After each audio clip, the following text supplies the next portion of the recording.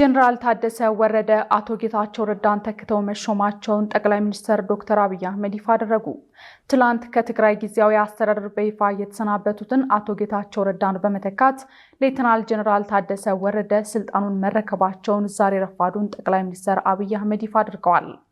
ጠቅላይ ሚኒስትር ዶክተር አብይ አህመድ ባለፈው አንድ ወር ገደማ የኢትዮጵያን ህገ መንግስት የፕሪቶሪያውን ስምምነትና የዲፕሎማቲክ ማህበረሰቡን ምክር በማከል ሰፊ ውይይቶች ሲካሄዱ ቆይተዋል።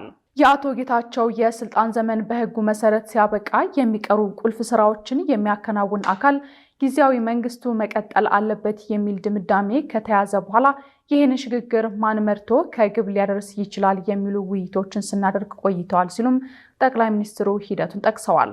ክቡር ታደሰ እሳቸውም የጌታቸውን ፈለግ ተከትለው ይህንን ሰላም እንደሚያጸኑ ከፍተኛ ተስፋ አደርጋለሁ። ባለፉት አንድ ወር ገደማ የኢትዮጵያን ህገ መንግስት፣ የፕሪቶሪያን ስምምነት፣ የዲፕሎማቲክ ኮሚኒቲውን ምክር በማከል ሰፊ ውይይቶች ሲካሄዱ ቆይተዋል። የአቶ ጌታቸው የስልጣን ዘመን በህጉ መሰረት ሲያበቃ የሚቀሩ ቁልፍ ስራዎችን የሚያከናውን አካል ትራንዚሽናል መንግስቱ መቀጠል አለበት የሚል ድምዳሜ ከተያዘ በኋላ ይህንን ትራንዚሽን ማን መርቶ ከግብ ሊያደርስ ይችላል የሚል ውይይቶች ስናደርግ ቆይተናል። በውይይት ውስጥ በትግራይ የሚንቀሳቀሱ ልዩ ልዩ ፓርቲዎች፣ ታዋቂ ግለሰቦች፣ የሽግግር መንግስቱ አመራሮች በተለይም አቶ ጌታቸው ረዳ ከሌሎችም አካላት ጋር ሰፊ ውይይት አካሂደናል። በዚህ ውይይት ልናሟላቸው የሚገቡ የህግ ክፍተቶች እንዳሉ ተገንዝበናል። በአዋጅ ሊሻሻል የሚገባቸው ጉዳዮች ነበሩ። በአሰራር ሊታረሙ የሚገባቸው ጉዳዮች ነበሩ። እነዚህን ሁሉ ካስተካከልን በኋላ ዛሬ በይፋ እና በሰላማዊ መንገድ በአዲስ ባህል የስልጣን ሽግግሩንና ቅብብሎሹን ለማካሄድ ደርሰናል። ጀነራል ታደሰ ወረደ ባለፉት 2 ዓመታት የአቶ ጌታቸው ምክትል ሆነው ያገለገሉ ሰው ናቸው። ባለፉት 2 ዓመታት የነበሩ ድካሞችንና ጥንካሬዎችን በግልጽ የሚገነዘቡ ሰው ናቸው ያሉት ጠቅላይ ሚኒስትር ዶክተር አብይ አህመድ አሁን ትግራይ ውስጥ ያለውን ክፍተት ሞልተው ወደፊት ሊወስዱ ይችላሉ የሚል እምነት በብዙ አካላት የታመነ ነው ሲሉ አክለዋል። ክቡር ጀነራል ታደሰ ባለፉት 2 ዓመታት የጌታቸው ምክትል ሆነው ያገለገሉ ሰው ናቸው። ባለፉት 2 ዓመታት የነበሩ ጥንካሬዎች፣ ድካሞች በግልጽ የሚገነዘቡ ሰው ናቸው። ለረጅም ጊዜ በፖለቲካና በወታደራዊ ስራ ያገለገሉ ናቸው። አሁን ትግራይ ውስጥ ያለውን ክፍተት ሞልተው ወደፊት ሊወስዱ ይችላሉ የሚል እምነት በብዙ ስቴክሆልደርስ የታመነ ነው። የትግራይ ህዝብ የጠማውን ሰላምና ልማት እንደ ሌሎች ወንድሞቹ ወጥቶ የመግባት መሻት ስናሳካ ለኢትዮጵያም ለአፍሪካም እጅግ ጠቃሚ የሆነ ነገር ሰርቶ ለማለፍ ታሪክ የሰጣቸውን እድል እንደሚጠቀሙበት ተስፋ አደርጋለሁ ሲሉም ጠቅላይ ሚኒስትሩ በይፋዊ ገጻቸው ላይ አስፍረዋል። የትግራይ ህዝብ የጠማውን ሰላም፣ የትግራይ ህዝብ የጠማውን ልማት፣ የትግራይ ህዝብ የጠማውን እንደ ሌሎች ወንድሞቹ ወጥቶ የመግባት መሻት ስናሳካ እስከዚህ ደቂቃ ያገኙትን አይን በብርሃን የተሟላ የሆነና ለኢትዮጵያም ለአፍሪካም እጅግ ጠቃሚ የሆነ ስራ ሰርቶ ለማለፍ ታሪክ የሰጣቸውን እድል እንደሚጠቀሙበት ተስፋ አደርጋለሁ። እስከዚህ ጊዜ ድረስ አይን የመቅጠሙ ስራ በተሟላና ህጋዊ በሆነ መንገድ ተከናውኗል። ብርሃን የማከሉ ስራ ግን ከሰዓት ጀምሮ እሳቸው የሚወስዱት ጠንካራ እና ህጋዊ ውሳኔዎች ላይ የሚመሰረት ይሆናል።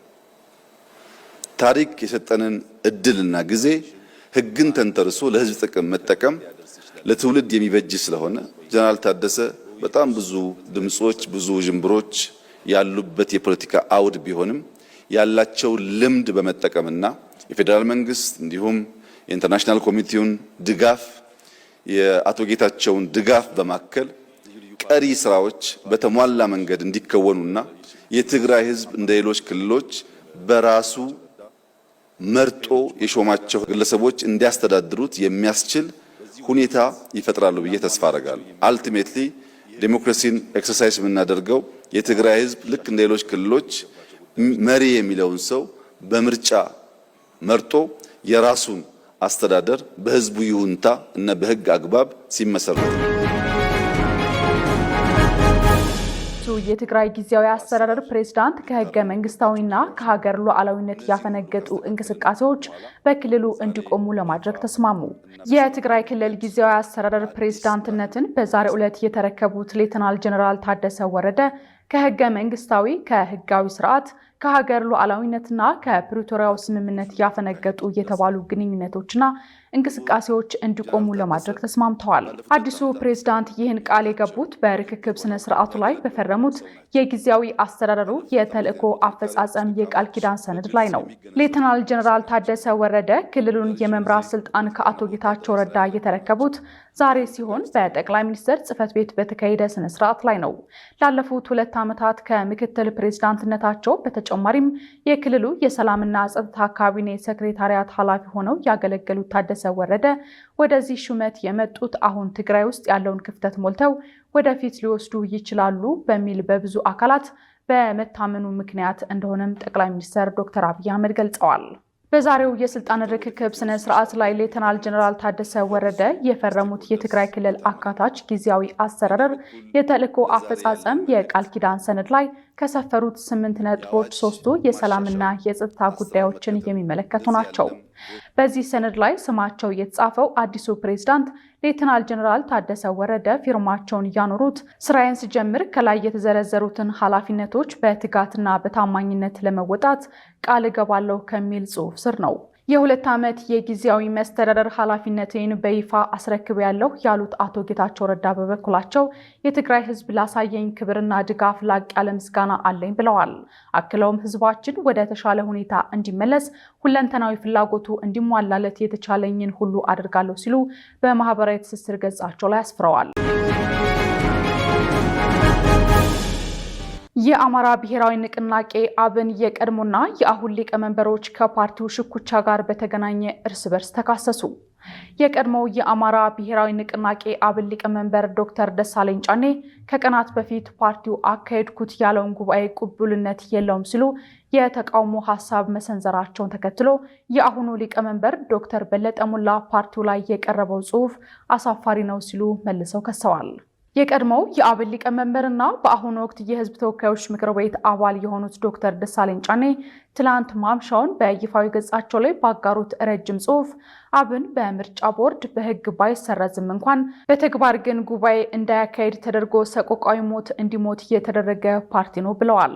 ዶክተር ደሳለኝ ጫኔ ከፓርቲው ምስረታ አንስተው አሁን ደርሷል ያሉትን ሂደት በዝርዝር ባሰፈሩበት ጽሑፋቸው የመንግስት ስልጣን ላይ የሚገኙትን የቀድሞ ጓዶቻቸውን በይፋ በመተቸት ብዙ ዋጋ በከፈልንበት ፓርቲያችን ላይ እንደዚህ ያለ የመረረ ግምገማ ለማሳረፍ ያስገደደኝ ጉዳይ አብን ከዚህ በኋላ ከመኖሩ ይልቅ ባለመኖሩ የአማራን ህዝብ የሚጠቅም ፓርቲ ነው ብዬ ስለማምን ነው ሲሉ ማትተዋል። ዶክተር ደሳለኝ ጫኔ የትላንት ጉባኤ ለመጥራት የሚያስችለው አካል ውሳኔ ያሳለፈበት፣ ጉባኤ አዘጋጅ ያልሰየመበት፣ ማዕከላዊ ኮሚቴው ውሳኔ እንዲያስተላልፍም በአግባቡ ስብሰባ ያልተጠራበት ነው ብለዋል። አብዛኞቹ የትላንቱ ጉባኤ ተሳታፊዎችም በፓርቲው መዋቅሮች የማይታወቁና ያልተወከሉ አዳዲስ ፊቶች መሆናቸውን ከወጡ ፎቶዎች ተረድቻለሁ ሲሉም የምክር ቤት አባሉ አክለዋል። ይህንን የዶክተር ደሳለኝን ጽሑፍ የተቃወሙት የወቅቱ የፓርቲው ሊቀመንበርና የኢኖቬሽንና ቴክኖሎጂ ሚኒስትሩ ዶክተር በለጠ ሞላ የቀድሞውን ሊቀመንበር ጠንከር ባሉ ቃላት ወርፈዋቸዋል። ትላንት አክብሮ ሊቀመንበር እያደረገህ ንቅናቄ ላይ ይህንን ነውረኛ ጽሑፍ በመጻፍህ የምር ሊጸጽትህና ልታፍር ነው የሚገባ ሲሉ ዶክተር በለጠ ጽፈዋል። ብዙ ወከባ፣ ፍረጃ፣ እርግማንና አፍራሽ ተልኮን ተቋቁመን ለፈተና ሳንንበረከክ የምንወደውን ተቋማችንን አብን አስቀጥለን እንጂ በትነነው የምንሄድ የታሪክ ድኩማኖች አይደለንም ሲሉም ዶክተር በለጠ አክለዋል።